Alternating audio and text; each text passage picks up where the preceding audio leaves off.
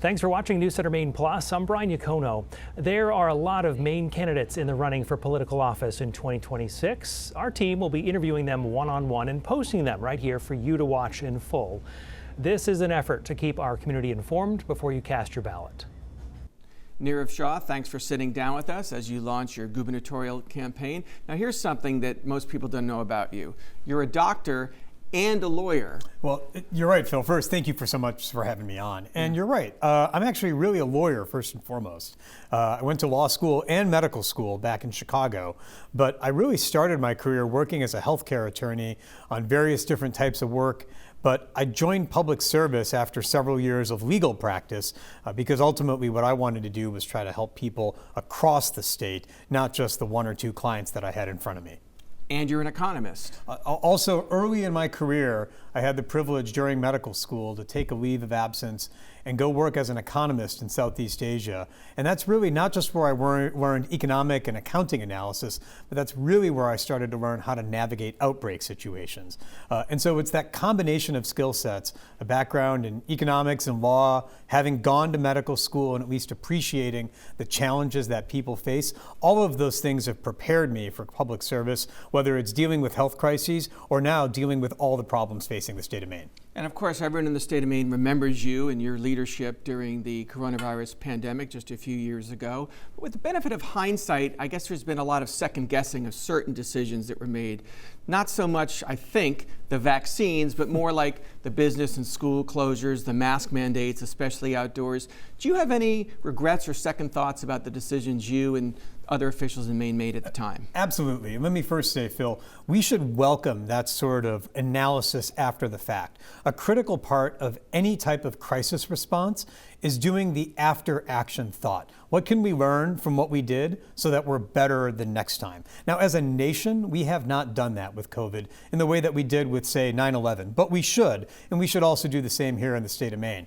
Personally, I think there are absolutely issues that if I knew then what I know now, I would have made a different call, for example, on schools. No doubt about that. And we should have that conversation. What I think is important, however, is that we learn from each of those instances. I welcome that opportunity to discuss it with people. That said, I stand by the decisions that we made at the time because we were basing them on the data we had with one primary goal, which was to keep as many people safe, healthy, and alive. And we did that better than any other state. So when you mentioned the schools you might revisit, in what way? Sure. So I think it's important to set the baseline. Maine schools were far more open than schools in just about every other state. Not the most open, but at least as open as most every other state. That said, what we now know about COVID, and that what we didn't know in the time, was that it does not affect kids nearly as severely. And so if I knew everything that I know today back then would I have made the same decisions with respect to school closure? Probably not. That said, it was ultimately principals and superintendents with whom I had weekly calls throughout COVID who ultimately make the judgment call, but my advice would have been differently angled, and that's again because we're always getting better. Based on what we knew back then at the time, the directive was to keep kids as safe as possible, but of course now in retrospect, it's easy to see where we would have gone a different direction. My point is, I welcome those conversations. Any leader who doesn't tell you that they want to examine the way that they went about something is not a leader that's open to getting better. I always want to get better with every single crisis. After you left Maine in the leadership of the state CDC, you became the #2 official at the U.S. CDC. That was during the Biden administration. Mm-hmm. The Trump administration and its health officials clearly have done a 180 with Robert F. Kennedy as health secretary. There have been mass firings at the CDC. There's been a reversal of decades-old vaccine recommendations. What concerns you the most, and what can you do about it as governor? Great. Secretary Kennedy claims that he wants to make America healthy again, but every single action he's taken, specifically at the CDC, makes us less safe. By pulling back on decades-old vaccine recommendations, some states will not offer those vaccines, which imperils everybody. By pulling back on the global health apparatus that spots Ebola outbreaks before they get out of control, so the United States can be the one leading the charge, pulling back on all of that makes us more vulnerable. All of these actions should be viewed through the lens that they have set, which is, are we safer and healthier? And the answer is no. Of all of these things, what concerns me the most and what keeps me up at night is the retraction in a lot of the vaccine guidance. This is an opportunity for states. Why this election matters in 2026 at the state level is that it will be through state government that our health, that our safety, and that our rights are protected. So when it comes to vaccines, the state of Maine is going to have to step up to make sure that every single kid in Maine has the opportunity to get every single recommended vaccine. We can't rely on the federal government because they have abandoned their responsibility. We are going to need to look to our leadership in Augusta to keep us safe, to keep us healthy, and to protect our rights. One more in healthcare. Another Democratic candidate, Hannah Pingree, has proposed a public option for health insurance. And you know what that means? Do you support that? And if you do, tell us what that means for you. Well, I think a public option is a good start, and I will do everything I can to make a public option happen in Maine. Though I think it's important to couch expectations. The public option is a starting point. It is not the ending point for our healthcare woes. The public option is not going to bring rural hospitals back to life. A public option won't necessarily bring back maternity wards that have closed, leaving a lot of women in rural Maine unable to have a baby within a 2 or 3 hour drive of their home. We also have to be careful about the budgetary implications. We've gone down similar roads in Maine during prior administrations, and the fiscal implications were concerning, and they left other people having to pick up the bag. So we've got to be careful. It's the right thing to do. Figuring out how to make it work is the key, and I will work every single day to make that option a reality. But make no mistake, starting there is a good place, but we cannot end there because our healthcare woes go further and deeper.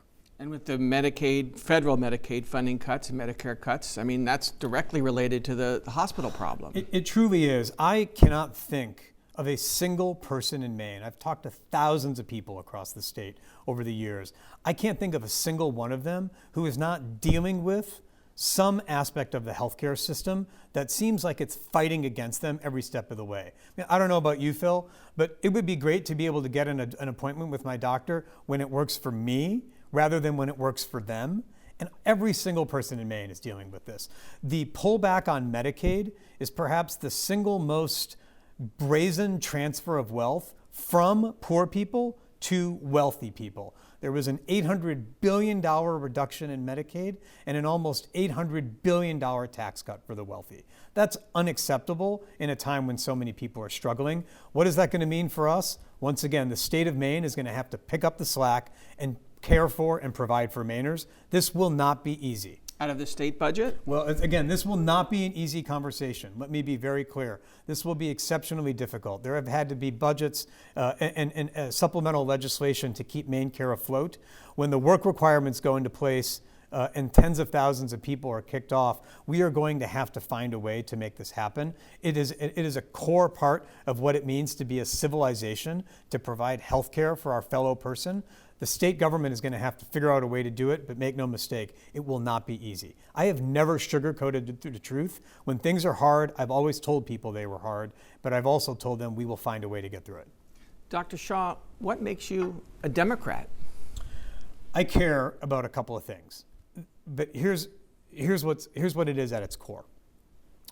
What I started seeing in the federal government, starting after the inauguration, was that an answer to what I think is the most important question we face, the answer to that question started to change.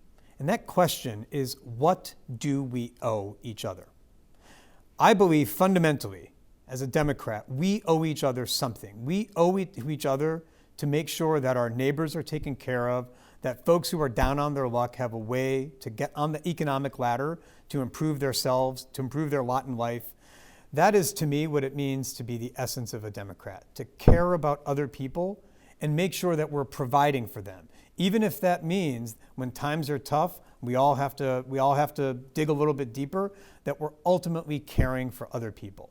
Whether that's through social services, whether that's rights like reproductive access, or whether that's pushing back against the creeping authoritarianism that we are seeing, those to me are the core values of what it means to be a Democrat right now, and that's why I'm proud to be running as a Democrat. A number of well-known Maine Democrats are already in this race, including Hannah Pingree, who I mentioned, who was a top advisor to Governor Mills, former State House Speaker, former Senate President Troy Jackson, Secretary of State Shanna Bellows, who is a state legislator, and others. So where do you fit? That's a lot of competition. How do you plan to beat all of them and win the primary? What I bring is leadership of the state on a health matter that affected every single person at a time when the state was facing the darkest clouds imaginable. My role was to try to help all of us come together, come up with solutions that helped every single person in the state of Maine and ultimately get us to a better place. The reason I say that is that Maine is facing crises, whether it's environmental crises, authoritarian-led crises, health crises, housing crises. We are facing a litany of challenges coming our way. And ultimately, what Maine needs is not just someone who can solve those problems, but can bring folks together, communicate about what's happening, and make sure we are all rowing in the right direction. Even though you may not have previously been immersed in the nitty-gritty details of some of the things you just mentioned, like housing or law enforcement, the way you have it in healthcare policy. That's right. To be governor, you need to have a deep knowledge of scores of different areas. Do you? And the answer is yes. Owing to the work that I've done as a public servant, first in another state, now here in Maine, then at the federal level, I've developed a deep understanding of a number of different issues that are facing our state. But what ultimately matters is not so much the knowledge base, it's the ability to bring everyone together, understand what the key issues are, prioritize them, set goals, hold people accountable, and then deliver results. That is ultimately what I've done for the past 10, 11 years as a public servant. As you mentioned, you're not from here. You grew up in Wisconsin, you went to college in Kentucky, you went to graduate schools in Illinois, and worked in other places before you came to Maine. Mm-hmm. How long has Maine been, in your mind, your home, and how will you persuade Mainers who really do like to have people from away represent them in the highest offices? Phil, the way I think about that is it's true. I'm not from Maine, but I got here as fast as I could. And ultimately, to me, when you go through a crisis with somebody, when you go through a crisis with a state, you're family at that point. And so I think of myself as part of the family here in Maine. My wife and I, right soon after we moved here, even before the pandemic, we got to see Maine values in action, the community spirit, the close-knit resilience that people have, the ability and the desire to care for one another. And we decided that Maine was going to be our home. Indeed, when I left for the federal government, the plan was always to come back to Maine. We chose to come back to Maine because it's our home. And I think Mainers see that. Just as we've been chatting with folks today, even here in this building, folks have come up to me and have told me, you may not be from here, but you're one of us. And that's the ethos that I'm going to bring to the job. So you're 47 and you've lived in Maine about 5 years? 48, lived here for 6.5 years. What is your agenda besides what we've already talked about? Could you list for me, you're sworn in, the top 3 things? I'm not going to ask you what would you do on day one, but what are sort of the top 3 broad policy areas you would hope to tackle first if you were to win this race? I want to fix housing, fund hospitals, and feed kids. You want to be more specific? Sure, I'd be happy to. That's at least the housing piece, because okay. We haven't talked about that, and that's we have a huge housing shortage in the state. Absolutely. Of Maine. Yeah. I see housing as facing 2 significant barriers. The first is it's too difficult to build, and the second is that it's too difficult to buy. Again, I don't know a single person in Maine who is not contending with housing in some way. Rents are too high, mortgages are too high, property taxes are too high. A lot of the answers for these things, even though they are difficult, come down to taking away the obstacles to building more housing. Some of those are very local obstacles, some of them are county, some of them are state level.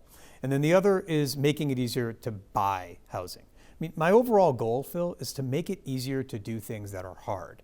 And right now, buying a home is out of reach. I mean, the number of people, even one of my best friends up in Brunswick, he talks to me about how he grew up in Brunswick and he's not sure if he can afford to live there anymore with his family. But if you're a first-time home buyer, if you're a young family in Maine, the idea of even affording the down payment on a home is all but impossible. Ultimately, what we need in Maine is a GI Bill or a Marshall Plan for housing. And a component of that I feel strongly about is a fund that allows it and makes it easier for people to afford their down payment. We can't cover their entire mortgage. Government can't do that. But we can make it just a little bit easier for folks to afford that down payment, and that gets them on the ladder to being able to purchase a house. Nirav Shah, thank you for your time. Good luck with the campaign. Thank you, Phil. Appreciate it.